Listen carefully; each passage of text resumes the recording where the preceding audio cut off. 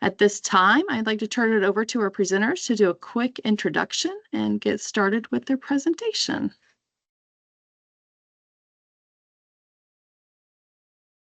Annie, are you there? Oh my goodness, I am so sorry I am late. Oh, Jody, forgive me. Time got away from me. I am so sorry. I need to get my lip gloss on. I'm so sorry. Is my hair okay? Oh, goodness. We're glad you made it. First impressions matter, don't they? What was your first impression of Andrea? Let us know in the chat.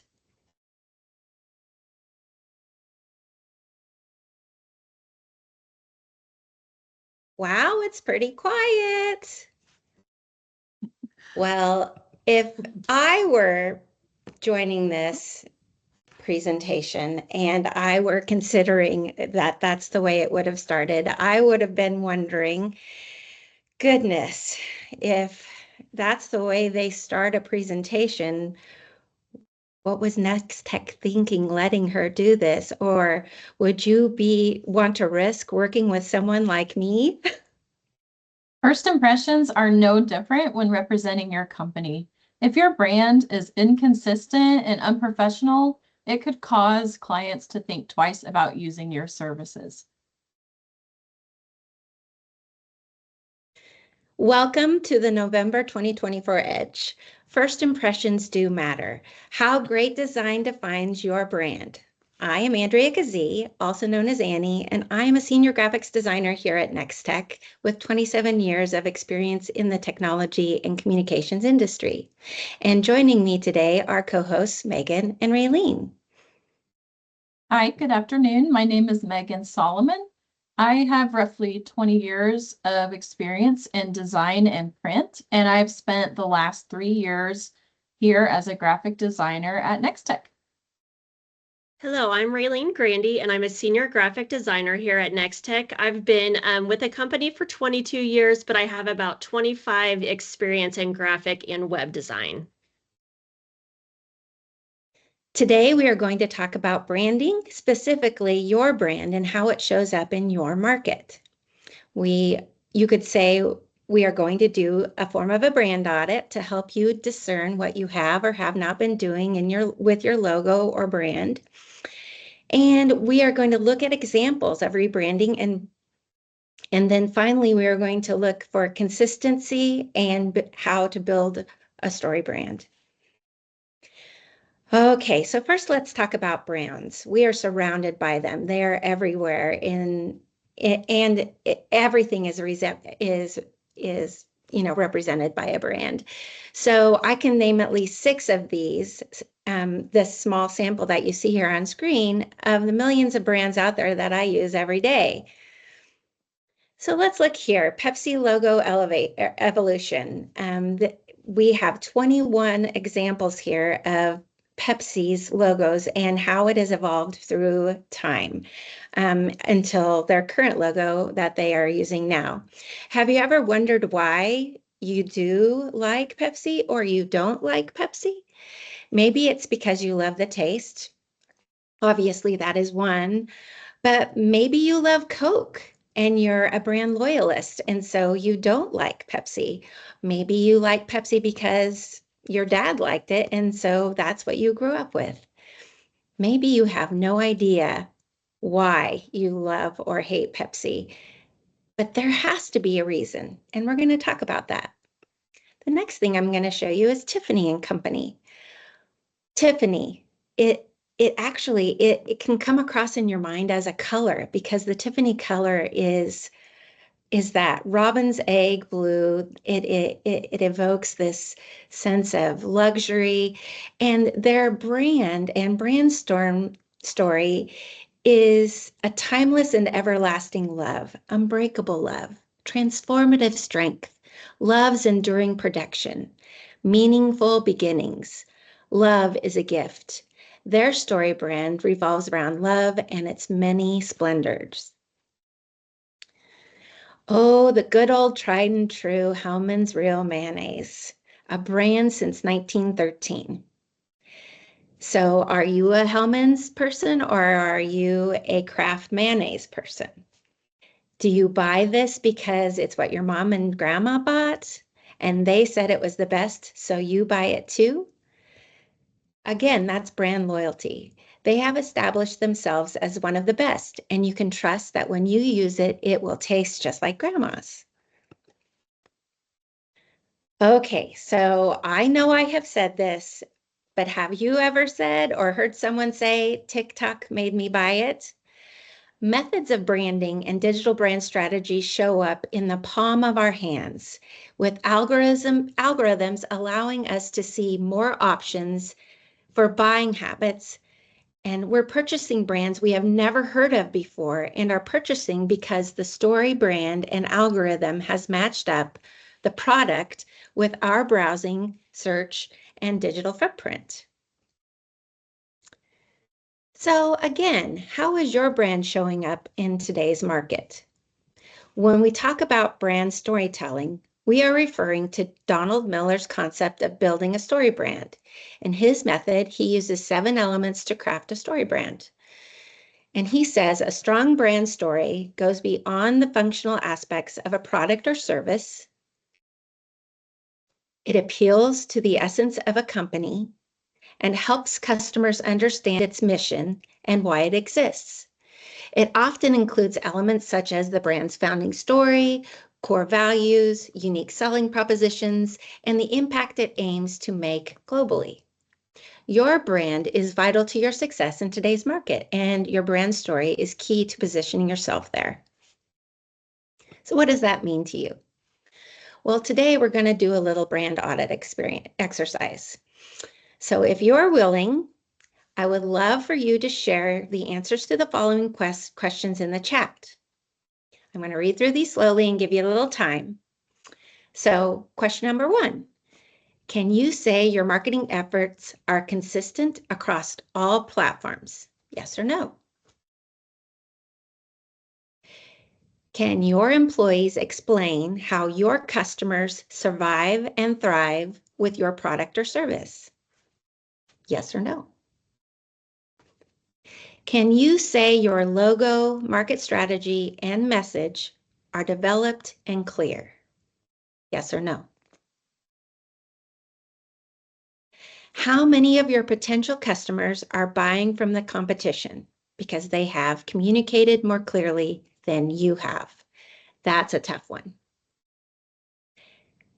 5, how many customers will you lose if you keep doing the same thing?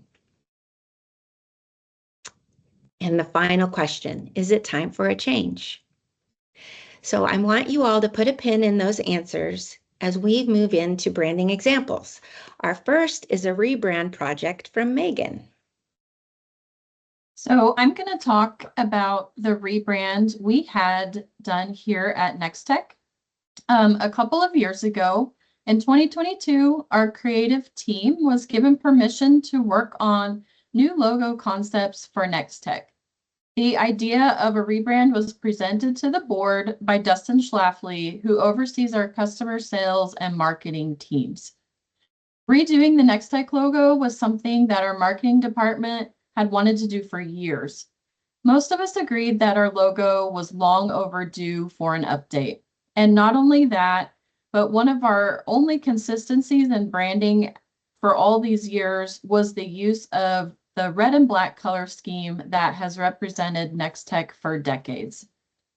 Beyond that, we didn't have many other consistencies. We didn't have any brand associated fonts, no consistency in the look of our photography that was used or in the style of our designs. These problems were only magnified by the fact that we also had several different graphic designers all working on items for Nex-Tech. Choices were made by personal preference, not by branding guidelines. So as you can see on this current slide, we had the main Nex-Tech logo, but over the years, literally dozens of other supporting logos for different departments, groups, campaigns, and more were designed. There was no consistency in the overall look of them, which pretty much resulted in something that looks like chaos. Without standards to guide employees, it's easy to see how over the years, the look of our design, whether it was a printed postcard, a website, or one of those many logos on that slide, all varied greatly. While there are many ways to go about a rebrand, I'm going to go over how our process went here at Nex-Tech, but I do want to note that this approach is not the norm when we create a new logo for a client. So for the first round of logo submissions, it was open to anyone in the marketing department, not just graphic designers. Many team members still have creative talent, even if they don't design regularly. So we wanted anyone who is interested to contribute. Next, we all voted for our top choices to narrow down the options. Since we have a larger marketing team, we had a lot of submissions. But again, this approach is something we did for our logo, not something we would recommend for a new client. Also, as a side note, I would like to mention that we did intentionally choose not to involve anyone outside of the marketing department in the process of narrowing down logo selections. I'm sure most of you have heard the analogy, too many cooks in the kitchen. Having too many opinions involved when trying to make a decision can drastically slow down the process, which becomes frustrating for all people involved. It's impossible to make everyone happy, and involving extra opinions could affect the quality of the final product. So through this process of elimination, we eventually narrowed down all the options to 2 logos. So when it came to choosing the final logo to present to the board, our CEO, Jimmy Todd, had made it clear that he put his full trust in Dustin and the marketing team to create and choose the best logo to represent Nex-Tech for the years to come. This was possibly the most important step in the process. Instead of placing the logo decision in the hands of those who may not know much about marketing, he had full confidence in what our team created and fully trusted what Dustin chose. The logo was then easily accepted by the board. From there, it was all hands on deck to update every instance of the old logo, and one we are still working on today.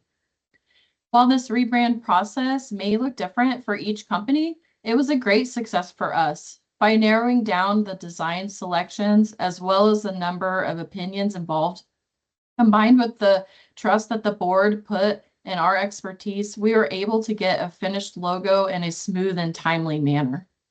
From there, we developed a detailed brand guide.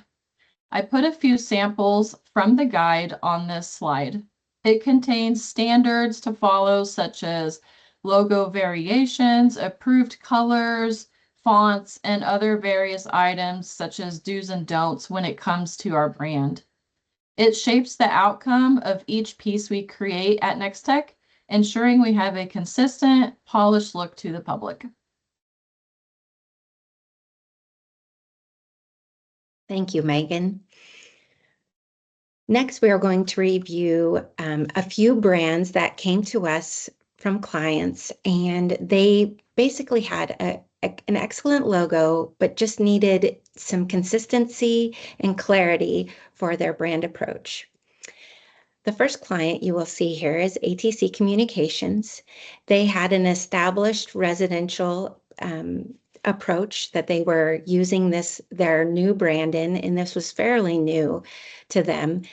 And they were getting ready to launch cloud phone service. So we took their current brand and their current logos and collaborated with them to develop a visual approach with typography and using their logo, some graphics to give them a cohesive look that could go digitally as well as in print. For Intera and Citizens Connect, they came to us with no intentions of rebranding or changing their logos. What they needed was a consistent look and feel that could flow across both logos. And so they had a consistent color of blue. And then for each brand, we chose a complementary color that could definitely distinguish between one and the other, but the overall umbrella was everything was consistent, slight typography changes between both brands, but in the end, it came together really nicely and freshened up their overall approach from print to digital marketing. For our final example, Raylene is going to share a complete logo and brand story. Raylene? Okay. I want you all to take a look at this map just to see the area that I'm going to be referring to. This is a client called Bigfoot Communications, and they are located in Washington in the Colville Reservation, which is in north central Washington. But I really thought this was a great example of an amazing brand story, and so that's why I wanted to share this logo with you. The word Bigfoot has a spiritual meaning. So we needed to stay sensitive to that while also working hard to accurately portray the brand Bigfoot and its cultural identity. So as you can see, the font Bigfoot, um, we were asked, I guess, that we choose a font that resonates with the tribal community. So yet a raw but a yet powerful font. So you can see that we kind of went with more of a rustic font for the Bigfoot part. The show Reservation Dogs was given to me as a name as a show that was on TV that they kind of thought could be some inspiration for this logo. I had never heard of that show, so it was kind of fun to go out and watch a couple episodes and just kind of see what brand they took with that show. And then it really just gave me some inspiration for this logo. But you can see that the communications below is more of a plain font. We did that intentionally so that for one, once Bigfoot has kind of a stronger presence, we might change the tagline underneath and change communications to something else. But we also wanted kind of a plain font to carry throughout their brand story. So we basically would use this font across the board on marketing materials, their website, or anything like that. So the shape behind the Bigfoot is what I referred to in the first slide there, and that is their reservation territory. So this is a very well-known shape in their area. And so we felt it was important to include this in the logo. And then we also wanted to get something related to Bigfoot incorporated in there as well. And there were lots of ideas that were thrown out, like, maybe a face of Bigfoot, something like that. But really the footprint made the most sense. This is their footprint and this is their service area. So the Bigfoot footprint just really worked great for this. But there were a lot of questions that we had to ask as far as I guess everyone perceives probably what they think Bigfoot looks like a little different. And does Bigfoot have claws? Is it more like a human foot? Does it have an arch?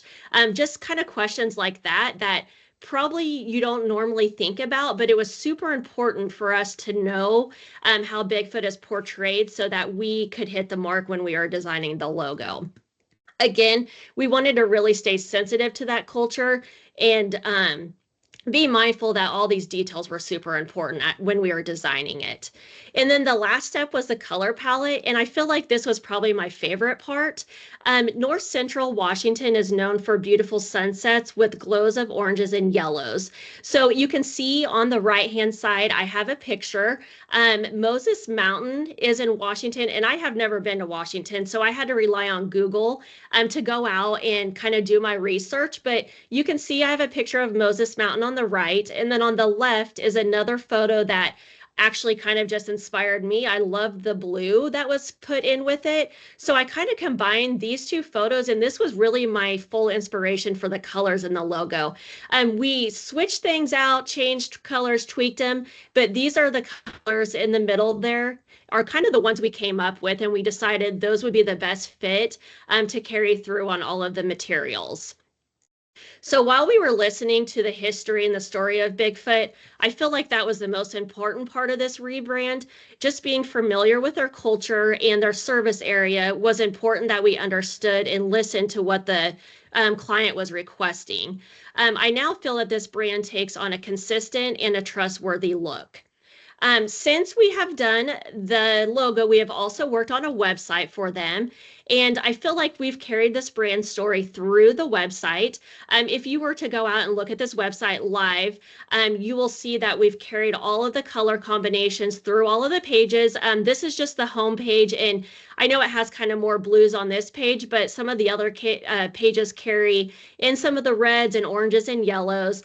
But we also just try to really be mindful about all of the photos we chose, and we wanted to make sure that they really fit well with their demographic and culture there.